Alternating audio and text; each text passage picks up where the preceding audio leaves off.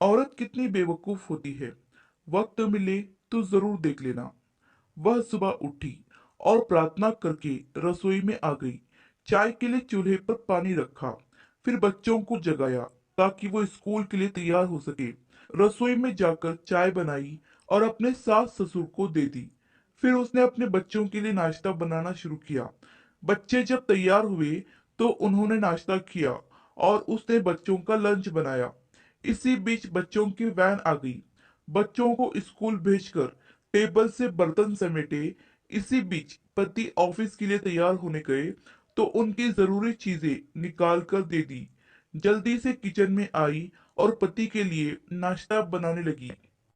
एक पराठा और अंडा अभी बना ही था कि छोटी ननद रसोई में आई। यह कहकर नाश्ता ले गई कि मुझे कॉलेज जाने में देर हो रही है। उसी समय देवर भी यूनिवर्सिटी जाने के लिए तैयार हो गया। जल्दी से पति और देवर के लिए नाश्ता बनाया और मेज पर रख दिया।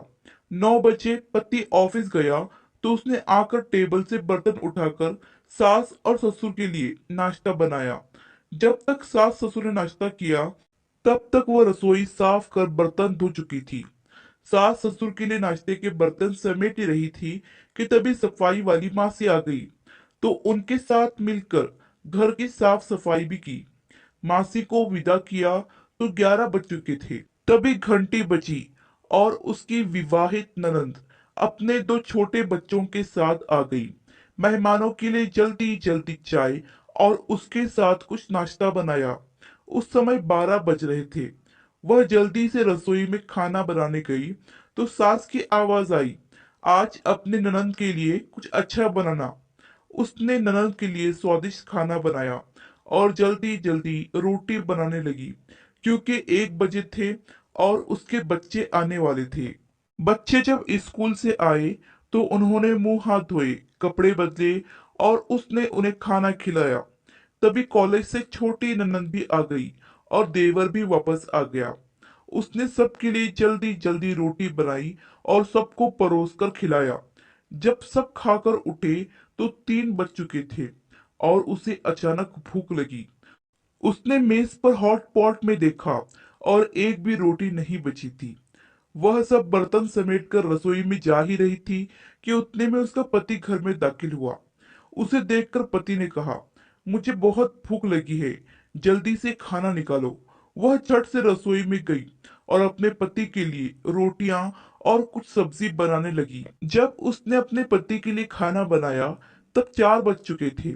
उसके पति ने उससे कहा, आओ तुम भी खा लो। उसने आश्चर्य से पति की ओर देखा क्योंकि उसने सुबह से कुछ नहीं खाया था। वह पति के साथ खाना खाने बैठ गई। जब उसने अपने मुंह में रोटी का टुकड़ा रखा तो उसकी आंख से एक आंसू निकला।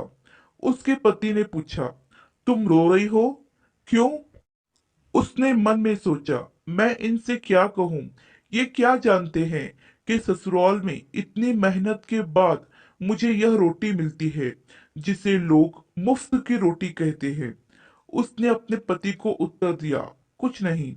उसके पति ने कहा, स्त्री कितनी बेवकूफ होती है, किसी कारण के बिना ही रोने लगती है। कहानी पसंद आए तो लाइक, सब्सक्राइब और शेयर करना ना भूलें।